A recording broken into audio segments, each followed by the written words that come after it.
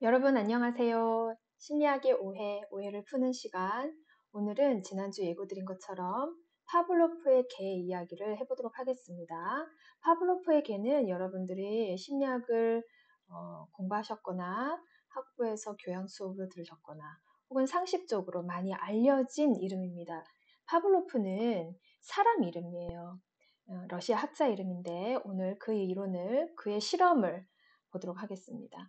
오늘 우리가 다룰 이론은 학습, 심리학에서 말하는 러닝, 무엇을 배운다 하는 그런 학습과 관련된 분야입니다. 심리학에는 여러 가지 임상심리학, 학습심리학, 실험심리학 등등이 있는데 분과가 있어요. 그리고 그 학습심리학 안에서 가장 중요한 초창기의 이론이 바로 오늘 파블로프 개의 실험을 통해서 이론화된 조건화 이론입니다. 그래서 오늘 학습이란 무엇이고 조건화란 무엇인가 볼게요. 자, 파블로프 개를 통해서 실험을 했는데 이 개가 학습을 해요. 그리고 어떤 조건화된 행동을 하게 됩니다. 그 과정을 보도록 할게요. 자, 여러분 먼저 들어가기 전에요. 제가 질문을 좀 드려보겠습니다. 여러분 병원에 들어가면 냄새가 나죠. 병원 특유의 그 냄새가 있습니다. 벌써 상상만 해도 제가 이렇게 약간 눈을 약간 흐리게 감죠. 병원 냄새를 맡으면 벌써 몸에서 뭔가 반응이 일어나요. 자, 애국가를 들으면 어때요? 뭔가 좀 반응이 일어나나요? 네, 사람마다 다를 수 있어요. 자, 그렇다면 옆 사람이 풍선을 크게 불니다. 점점 풍선이 커집니다. 점점 커지고 점점 커집니다. 그때 여러분한테 어떤 반응이 일어나나요? 몸에서? 네. 자, 이런 거 상상만 해도 벌써 뭔가가 반응이 일어나요, 신체에서. 여러분이 불수의적으로 의도하지 않게. 그리고 뭐 어떤 이미지가 떠오르거나 기억이 나거나 어떤 행동을 하게 되죠. 자, 오늘 말할 것들이 바로 이러한 것들입니다. 학습된 반응이 나타난다는 거거든요. 이런 학습된 반응, 학습심리학에서는 이것을 고전적 접권 형성이라고 말합니다. 고전적이라는 것은 클래시컬한 고전적인 조건화된 행동, 조건이 형성되었다, 조건이 형성된 행동을 한다. 한번 볼게요. 자, 고전적 조건 형성이라는 것은 이 이론은 파블로프, 여기 밑에 제가 인물을 소개해 놓았습니다. 네이버 사진 참고해서요. 이분이 이름이에요. 이분이 1849년 태어나셨고 36년, 1936년 사망하셨네요. 러시아 분이시고요. 생리학자셨어요. 그 당시만 해도 심리학이 조금씩 태도되기 시작했고 생리학자셨고 이반 페트로비치 파블로프 러시아 생리학자였다. 이분은 이미 우리 음식을 먹으면 타액이 분비되어서 소화가 되잖아요. 소화에서 이 타액 분비의 역할을 연구하여서 노벨상을 이미 수상하신 생리학자셨어요. 그러다가 우연히 본인의 실험실에서 키우고 있던 그 개의 침 분비와 관련된 그 침 분비가 반사적으로 방금 아까 제가 얘기 드린 것처럼 병원에 탁 들어선다 상상해보자. 옆에 친구가 풍선을 점점 크게 분다 상상해보자. 이럴 때 불수의적으로 아주 자동적으로 반사적으로 반응이 나오잖아요. 음식을 넣으면 바로 입에서 타액이 나오듯이. 그러한 반응을 보면서 우연히 발견을 한 거예요. 그러면서 이건 생리학에서 설명할 수 없겠는데 심리학으로 전공을 바꿔야 되지 않을까 하면서 자신의 전공마저도 바꿨다기보다는 저는 확장해 나갔다고 봅니다. 굉장한 도전을 하셨어요. 그러면서 우연과 필연의 역사가 접목된 그러한 본인의 실험이 탄생하게 됩니다. 바로 실험실에서 키우고 있던 그 강아지, 개의 타액 분비를 보면서. 이 타액이 분비되는데 강아지가 좀 되게 즉각적인 생리적인 반사 반응이면서도 또한 굉장히 지능적이더라 하고 이제 이분이 파블로프가 딱 보셨거든요. 그러면서 이건 이제 심리학적으로 간 거죠. 왜 지능적이냐?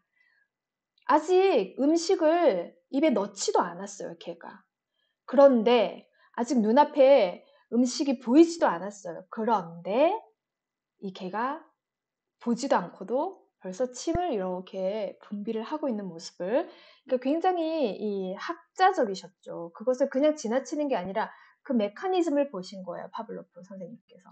그래서 이것은 순수 생리학에서 답을 얻지 못하는 반응이다. 이것은 학습한 지능적인 타액 분비다라고 하면서 심리학적으로 이제 관심을 갖게 되십니다. 일단은요, 이런 제안을 하십니다. 아마 이 개가 보이지도 않은 음식, 왜냐면 이분이 실험실에서 항상 규칙적이시잖아요. 모든 천재 분들은. 그래서 점심시간에 이제 강아지 실험실에서 키우고 있는 개에게도 밥을 줘야 되잖아요. 근데 마침 그 실험실 근처에는 성당이 있었어요. 그리고 성당은 항상 같은 시간에 종이 울리잖아요. 점심시간에 종이 울렸어요. 근데 이 개가 음식을 보지도 않았는데 종소리만 듣고 벌써 침을 흘리고 있는 걸 본 거예요. 그러면서 이 개는 소화, 이 생리학 연구만 하셨잖아요. 그런데 이 개는 입에 들어가기도 전에 이미 침을 흘리네? 이거는 생리적인 현상이 아닌데? 이거는 뭔가 이 개가 학습한 건데? 음, 내가 점심 줄 거라고 이미 알고 있네? 배웠네? 음식과 성당의 종소리를 연합해서 짝을 지어서 아직 음식이 보이지도 않았고 성당 종소리가 댕댕 치니까 벌써 침을 흘리더라는 거예요. 왜? 교회 종소리 자극과 음식을 연합했기 때문에. 이것이 바로 조건 반사라는 거예요. 네. 그래서 두 가지 종류의 반사 반응이 있습니다. 무조건 반사와 조건 반사. 오늘 우리가 중요하게 배울 것은 조건 반사죠. 무조건 반사라는 건 뭐예요? 조건 없이 무조건적으로 일어나는 반사 반응. 이런 것들은 생득적이죠. 생리적이죠. 파블로프 선생님이 이미 생리학에서 이 타액 분비, 입에, 혀에 식초가 들어가면 샥 그런 생리적인, 자동적인, 학습하지 않아도 되는, 학습이 필요 없는 이러한 반사 반응은 무조건 반사예요. 이것은 종 내에 동일하게 나타나는 것이다. 생득적이고. 그런데 학습 심리학에서 이제 이분이 제시한 반사는 조건 반사다. 어떤 조건이 있다. 어떤 조건과 자극이 학습되었다. 연합이 되었다. 그래서 이 조건이 나타나면 생리적 반응까지도 일어나더라. 경험과 학습으로 획득되는 것이다. 생득적인 게 아니라 생득의 반대로. 그리고 이것은 종 내에 다양하다. 어떤 사람은 저 생선 맛있겠다. 생선 생각만 해도 벌써 군침이 돌아요. 굴 맛있겠다. 그런데 어떤 사람은 굴 이러면 울며 구역질을 할 수도 있어요. 어떤 학습된, 획득된, 경험된 반사이기 때문에 사람마다 다르게 조건 반사가 나타날 수 있다. 그렇다면 이것은 어떻게 획득하지? 이것을 파블로프 선생님이 오늘 발견하신 거예요. 연합을 하더라. 연합. 어떻게? 중립자극이 교회 종소리 댕댕댕 하는 건 아무 의미가 없어요. 그냥 종소리예요. 중립자극이에요. 이것이 나중에 파블로프 개에게는 어떤 자극? 조건화된 자극이 되는 거. 종이 쳤으니까 이제 뭐가 온다? 음식이 오겠구만. 조건 자극이 된 거예요. 이전에는 아무 의미 없는 그냥 중립 자극이었어요. 그러나 이것이 연합이 되면 바로 조건 자극이 되더라 하는 거를 파블로프가 이론화시킵니다. 이 학습의 체계를.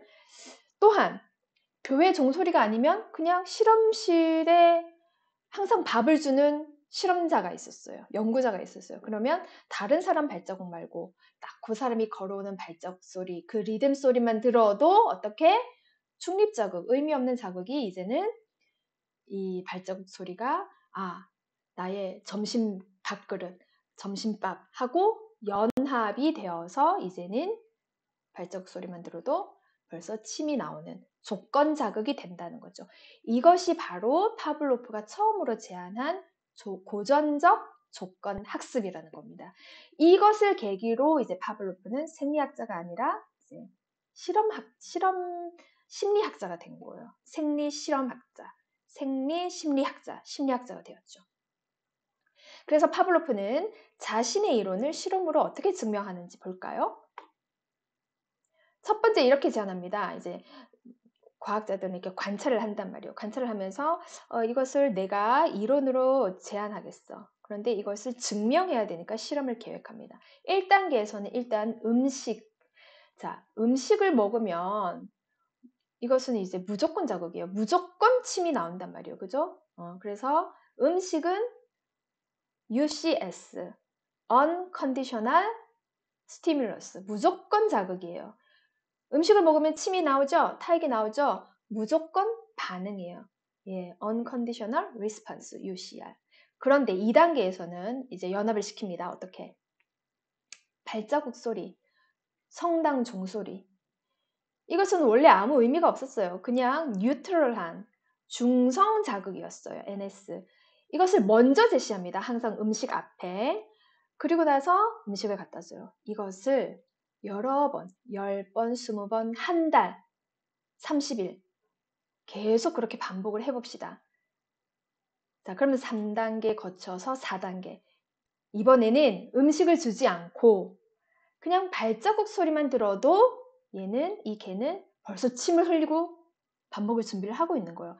자, 이렇게 음식이 제시 안 됐는데도 이미 벌써 침을 타액 분비를 하고 있다. 이러면 이때는 이 발자국 소리는 중성 자극이 더 이상 아니고 조건 자극이 되는 거예요. 예.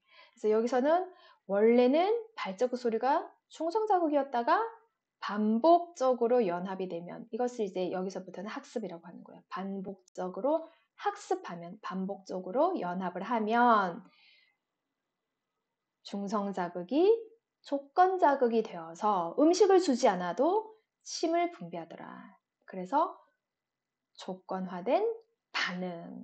이제는 이 침 분비는 무조건 반응이 아니고 조건화된 반응이 나타난다. 이렇게 이제 파블로프가 제안을 한 거예요. 이 체계를. 이미 이런 현상은 우리 일상에서 나타나고 있었는데 파블로프는 과학자잖아요. 관찰하는 힘이 있는 거예요. 그리고 이것을 이론적으로 이렇게 이름을 붙이고 설명을 한 거예요. 자, 그래서 세인트 피터스버그, 러시아에 있는 거죠. 상트페테르부르크. 상트페테르부르크에 그때 이제 토릉제를 잘한 이런 실험실을 딱 만들어 놨습니다. 방음도 잘 되어 있고. 왜냐면 이제 이 소리 자극을 이용할 거기 때문에 방음시설이 잘 갖춰가지고 어떻게 실험을 했느냐. 무조건 자극인 음식과 중립 자극인 메트로놈. 여러분 피아노 칠 때 박자 이렇게 똑딱 똑딱 하는 메트로놈 있죠? 그것을 가지고 연합을 해보는 실험을 합니다. 자, 26페이지에 그 사람이 뭐라고 이제 파블로프 선생님이 썼냐면 그것 자체로서 중립적이었던 자극이 메트로놈, 그죠? 이것이 생득적인 소화 반사작용에 덧붙여졌다. 생득적인 침 흘리는 반사작용에 덧붙여졌다. 어떤 자극이에요? 음식이 되겠죠, 음식. 연합된 자극을 몇 번 반복한 후에는 메트로놈 소리가 침 분비 작용을 자극하는 특성을 획득하였다. 그 능력을 획득한 거예요, 그 특성을. 메트로놈이 처음에는 아무 의미가 없기 때문에 침 반응을 못했는데 메트로놈 소리가 조건화되면 조건화된 반응, 침을 흘리는 반응을 획득하였다, 학습하였다, 배웠다, 학습한 반응이다. 이것을 발견할 수 있었다 하고 26페이지에 자기 연구에 이렇게 기록을 해놓았습니다. 메트로놈은 침 분비의 조건화된 반응을 위한 조건 자극이 되었다, 이제는.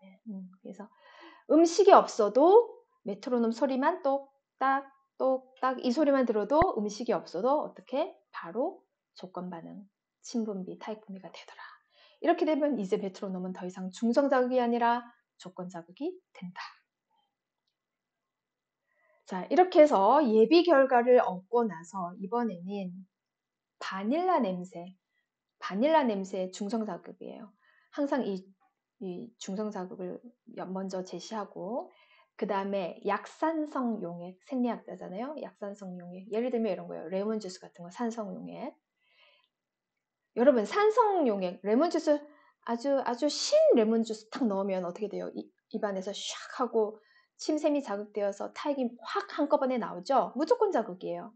이것을 20번을 반복시켰더니 이제는 레몬 주스 약산성 용액 넣지 않아도 그냥 바닐라 냄새만 맡아도 침이 나오더라. 예. 그러니까 바닐라 냄새가 처음에는 중성자극이었다가 이제는 조건자극이 되어서 조건 반응 침분비가 바로 일어나더라. 그 다음에 회전하는 물체와 음식을 5번만 반복했어요. 5번만.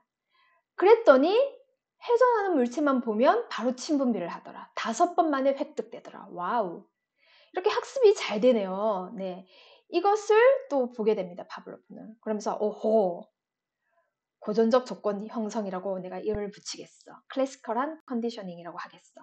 파블로프의 조건 형성. 우리는 이렇게 부릅니다. 이러한 행동은 이미 우리의 인간 행동에서도 많이 나타나고 있어요. 근데 이것을 처음으로 최초로 이렇게 이론화시켜서 제시를 하고 반복 실험하고 반복 검증이 되었기 때문에 대단한 거예요. 예, 이론화가 된 거예요. 자기의 이름을 붙여서. 어떻게 우리 인간 행동에서 드러나고 있느냐? 여러분, 공포 반응이 있죠. 공포 반응. 무서워.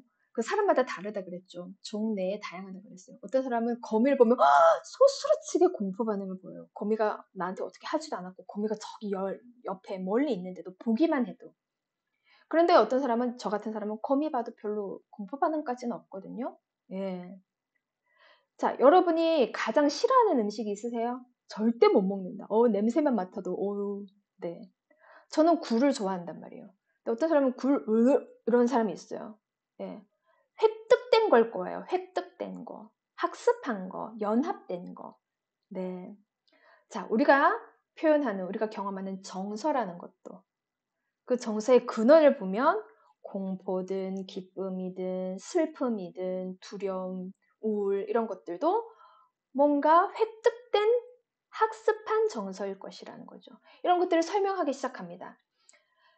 그리고 면접 시험에서 우리가 느끼는 불안 이런 것도 아마 뭔가 학습된 경험한 것일 거예요.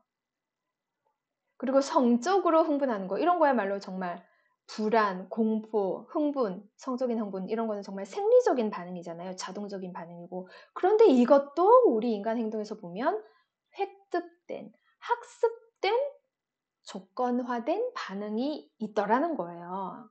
그렇게 설명이 되어요. 이따가 볼게요. 또 실험에서 볼 거예요. 자, 그래서 파블로프는 짜자잔 이 이론이 나오고 나니까 이제 학습 심리학에서 굉장히 이제 발전이 일어나고 실험 심리학에서 많은 실험들이 일어납니다. 그러면서 실험 심리학, 학습 심리학이 이제 굉장히 큰 영역을 1900년대 우리 초창기 시기 심리학 이론에서 많은 영역을 차지하게 됩니다. 붐을 일으킵니다. 행동 심리학까지. 반사적인 행동은 이전에는 그냥 아무 의미가 없는 중립 자극들에 의해서 조건화될 수 있다. 침 흘리는 행동은 이전에 아무 의미가 없던 교회 종소리, 아무 의미가 없던 그냥 발자국 소리에 의해서 이제는 음식을 먹지 않아도 침 흘리는 행동 할 수 있더라는 거예요. 이런 반사적인 행동마저도 학습되더라. 자, 이런 예도 있는 거예요. 초인종 소리가 띵동 하고 실험 심리학에서 눈에다가 바람을 휙 불었어요. 그러면 눈을 이렇게 깜빡인단 말이에요. 우리는 이 눈을 깜빡이는 이유는 왜요? 눈에 바람이 들어갔기 때문에 불수의적으로 반사적으로 눈을 깜빡이죠. 그럼 반사적인 행동이죠. 그런데 나중에 이것을 연합을 시키고 나면 초인종 소리 띵동만 했는데도 눈을 깜빡하는 거예요. 이런 자동적인 반사적인 행동이 학습되더라. 푸른색 불빛하고 소음하고 연합을 시키면 소음이 막 들리면 여러분 위용 위용 위용 쿵쾅쿵쾅 하면 심장박동이 증가한단 말이에요. 이게 반사적인 행동이에요. 생득적인 반응이고 왜냐면 뭔가 도망가거나 피해야 한다는 우리 타고난 반응이란 말이에요. 그런데 이것이 푸른 불빛하고 소음이 연합이 되면 소음이 없이 그냥 푸른색 불빛만 봤는데도 심장이 팔딱팔딱 뛴다는 거예요. 자, 아까 성적으로 흥분시키는 행동도 학습될 수 있다 그랬죠. 딸기 있죠. 딸기. 여러분 딸기 좋아하죠? 딸기랑 로맨틱한 포옹이랑 남녀의 키스 장면이랑 같이 연합을 시켜봐요. 그러면 어떻게 돼요? 딸기만 봐도 뭔가 로맨틱한 정서를 느끼는 거예요. 그래서 여러분 발렌타인데이 이런 거 보면 초콜릿 선전할 때 꼭 어떤 거 나와요? 이게 빨간색, 빨간색 하트, 빨간색 체리 이런 색 빨간색 나오죠. 예, 예. 그래서 광고 같은 거에도 이따가 보시겠지만 이런 광고에서도 이런 어, 학습, 획득된 반응, 조건화된 반응을 일으키는 효과를 많이 이용하고 있죠. 네. 그럼 이제 혼자서 실험해 볼 수도 있어요, 여러분.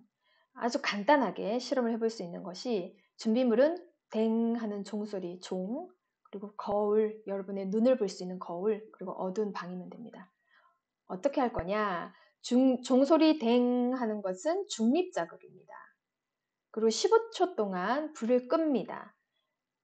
무조건 자극입니다. 어두움은 자, 종소리 댕 하고 어둠. 종소리 댕 하고 어둠.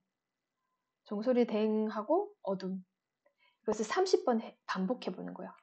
조건화하는 거예요. 그리고 나서요. 종소리가 댕 하죠. 그리고 거울로 동공의 크기를 딱 확인해 보세요. 그러면 동공의 크기가 어떻게 되어 있게요? 종소리 댕 하면 동공이 확장되어 있는 걸 알게 되고요. 이 동공이 확장된다는 것은 생득적인 반응이란 말이에요. 자동적인 반사 반응, 타고난 생리적인 거, 불수의적인 거. 이것이 동공이 확장되는 것이 내 의지대로 안 되는데 어두워지면 우리가 이렇게 연극 같은 거 영화관에 들어가면 자리를 찾아야 되니까 동공이 확장된단 말이에요. 근데 연합을 시키고 났더니 종소리만 들어도 이미 벌써 어떻게 동공이 확장되어 있게 된 거예요. 이런 식으로 우리의 생득적인, 생리적인, 자동적인 반응까지도 학습이 가능하더라, 획득이 가능하더라 하는 겁니다. 신기하죠? 자, 이 파블로프가 고전적 조건 형성 이론을 발표하고 여러 실험들이 많이 진행이 된다 그랬어요. 대표적인 실험 심리학자 중에 최초의 1세대가 바로 여기 사진에 제시되어 있는 존 왓슨이라는 사람입니다. 자, 왓슨은 행동심리학의 대가라 할 수 있어요. 1세대 창시자라 할 수 있어요. 이분은 뭐라고 말씀하셨냐? 존스 홉킨스 대학에서 공부하던 심리학자인데 인간이 자극에 따라 반응하는 존재다라고 말씀하셨어요.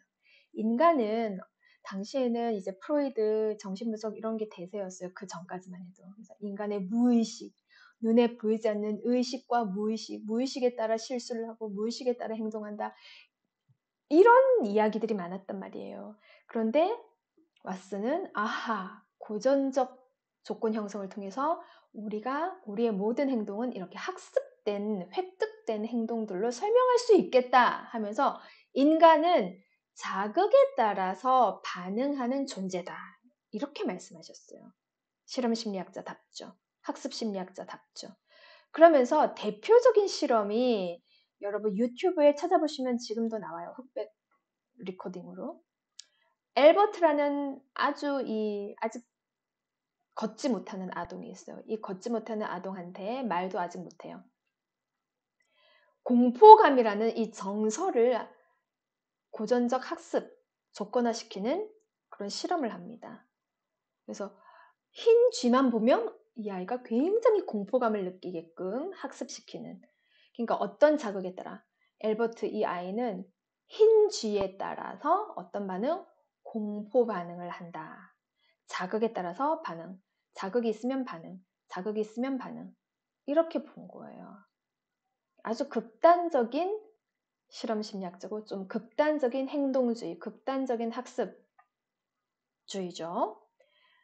근데 이 실험은 좀 윤리적이진 않았어요. 제가 첫 시간에 말씀드린 것처럼 모든 실험 심리학은 사전에 동의를 얻어야 되고 언제든지 철수할 수 있어야 된다 했잖아요. 그리고 해가 되는 실험은 하면 안 된다 그랬어요. 그런데 이 엘버트는 평생을 힌지에 대한 공포감을 형성해 버린 거죠.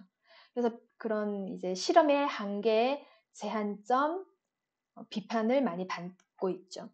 그 이후로는 모든 실험은 이제 우리가 윤리를 지키면서 설계해야 되겠다 하는 그런 윤리 지침이 강화가 되었어요. 그 이후로부터.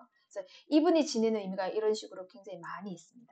아무튼 오늘 우리가 볼 것은 이러한 인간의 모든 반응들이 학습으로 이루어졌다.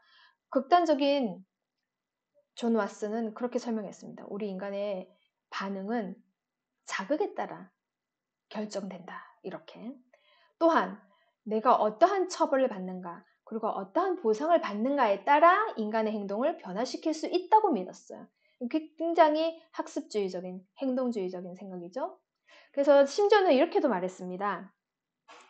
이 왓슨은 나에게 10명, 100명의 아이를 데려와라. 그러면 내가 이 아이를 거지로도 만들 수 있고, 악인으로도 만들 수 있고, 아주 호인으로도 만들 수 있다. 라고까지 얘기했어요. 무엇을 가지고? 어떤 자극을 내가 주느냐, 어떠한 보상을 주느냐, 어떠한 처벌을 주느냐에 따라서. 이렇게까지 극단적으로 얘기했던 분이죠. 그리고 이제 나중에는 이 행동주의 이론, 학습주의 이론, 고전적 조건 형성 이론, 파블로프의 개 이론에 뒤따라서 여러 가지 연구들이 시작됩니다. 그래서 이것이 초창기 아주 의미 있는 파블로프의 개 실험이 되겠죠. 후속 연구에서는 어떤 것들이 나오냐면 이제 동물에게 1970년대 미국에 양을 이렇게 키우는데 이 양떼들이 너무 이 고요테나 늑대로부터 밤에 이렇게 공격을 받아서 떼죽음을 당하는 거예요. 그래서 고요테랑 늑대로부터 이 양들의 목숨을 지키려고 하다 보니 이 고전적 학습 이론을 이용해가지고 양고기를 고요테랑 늑대들에게 주는데 리튬 염화물, 무조건 자극이죠. 리튬 염화물 먹으면 이렇게 구토 반응을 일으킨단 말이에요. 근데 이 리튬 염화물이 묻어있는 양고기를 줬더니 당연히 뭐 때문에 리튬 염화물 때문에 구토와 현기증이 나타납니다.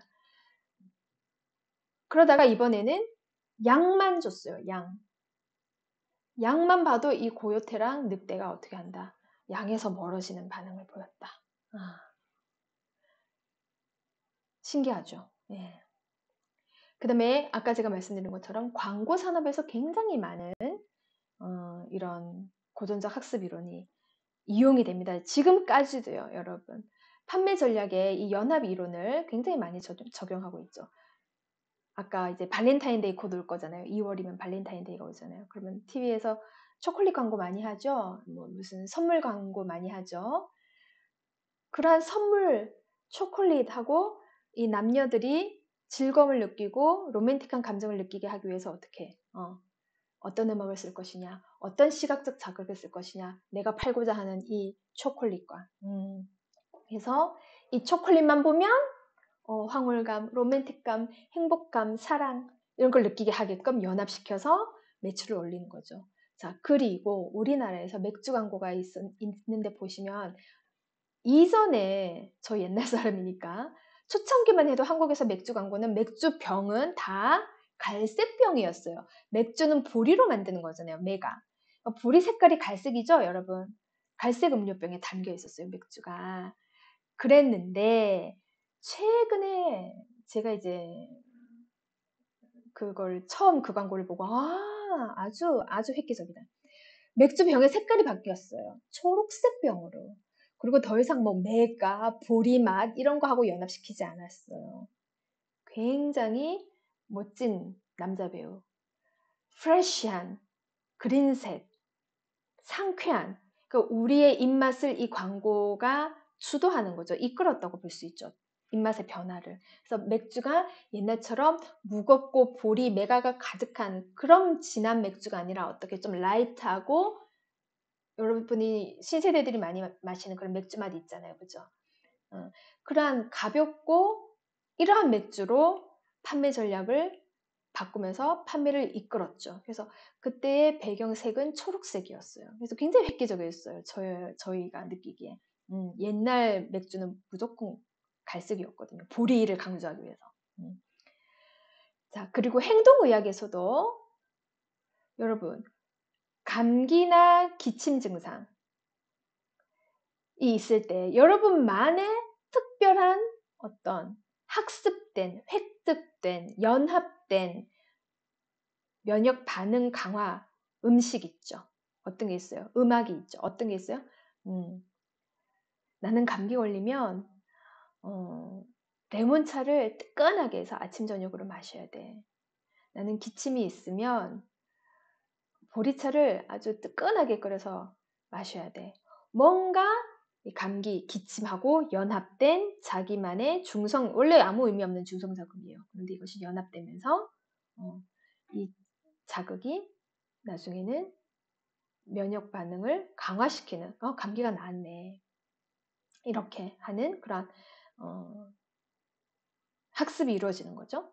자, 시험 치는 당일날 아침에 어떤 음악을 들어야 여러분이 시험을 잘 치르던가요? 나 우연히 오늘 아침에 베토벤의 교향곡 17번을 들었다? 그런데 나 완전 시험 잘 친 거 있지. 그러면 어떻게 돼요? 이제 항상 시험 치는 당일날 베토벤 음악만 듣겠죠. 응. 나 시험 치는 날 머리 안 감았다? 그랬더니 나 시험 잘 친 거 있지. 그래서 시험 칠 때 공부를 안 하고 머리를 안 감는 거예요. 이 약간의 미신 행동이죠. 네.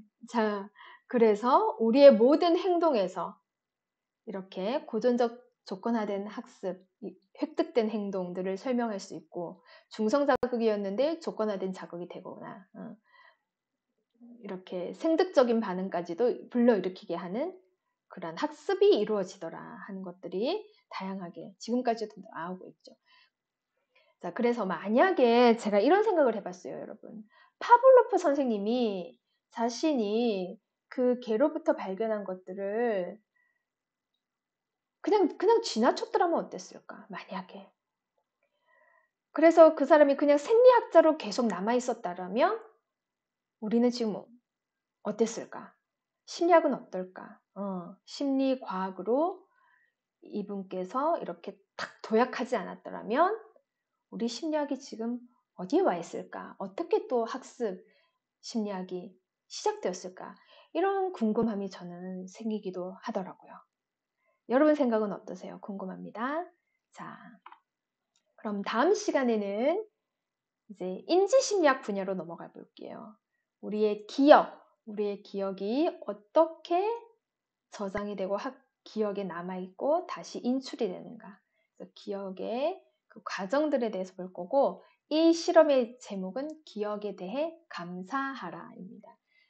어떤 실험인지 재밌는 실험 다시 보도록 하겠습니다. 여기까지 하겠습니다. 여러분 수고하셨습니다.